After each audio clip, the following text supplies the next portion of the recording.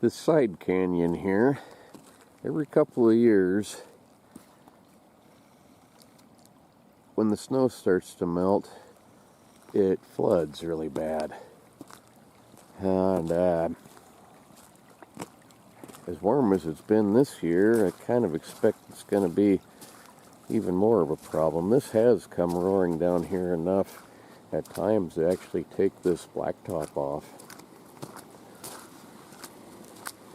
And what it does is it runs down the ditch there towards the fairgrounds and floods right into where my trapping shed is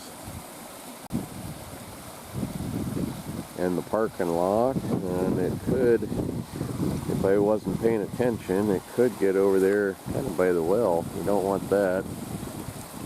It's never been that big of a problem, but mostly because I stop it from doing it. Look over here, there's a whole bunch of rocks and things. All this gravel here come out of that side canyon years ago. This telephone post, that should be about twice as tall as it is. It's been buried by that gravel.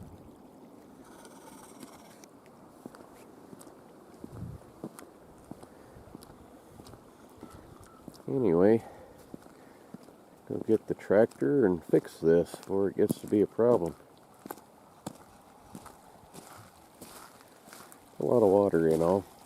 You get that whole mountainside there and probably 2-3 feet of snow up on top. If it starts melting fast enough, it gets to be a regular river. This is usually dry.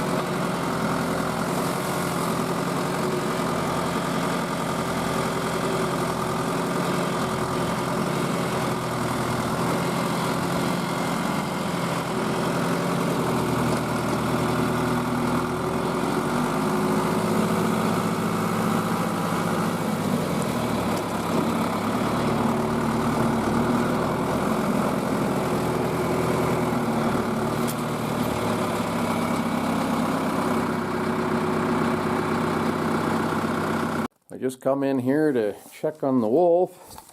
It looks like he's drying pretty good. Actually, he was a female. Legs are completely dry. I filled the paws up with borax and the base of the ears. And inside of here, I put one of these mink stretchers in this way so that it spreads it apart a little bit so the air can get in there a little bit better. And it also helps. It also helps when you go to take it off the stretcher; they don't stick as bad. So, one of the reasons you have to wait before you turn them around, you put them on there inside out first, and let the skin side dry just enough so it's not sticky, and then you turn them around first side out. If you do that too soon, it kind of almost like glues itself to the wooden frame, and it's really hard to get off again. Let's see what the other side looks like here. Yeah, it's turning out pretty good. They are pretty, aren't they? This one's like a really big coyote in color. That's still a little wet feeling up in here. The ears, let's see, put this down a little. The ears, I feel like they're drying good. Should be just fine. Got that one. I've got those three I need to send off to the tannery. Dark enough in here, my camera picks up the light strangely. Need to send those three off to the tannery, and this fox right here, those aren't all tanned either. But I still have 3 wolves in the freezer I need to get out and get them done.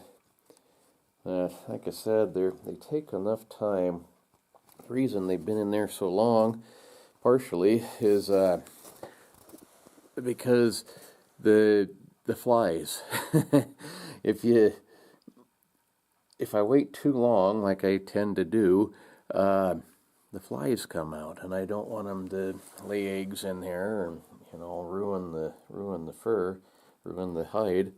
And so I've held off on doing them, and I can't keep doing that. I'm not gonna ever try to put wolves into the freezer again, because it's just too easy to leave them there, and next thing you know, they're going to be no good. I'm kind of a little bit worried. 2 of these here are really dark, and there was 3 of them. I hope that one next to it is the 3rd one that was taken at the same time. Those ones had been in there the longest.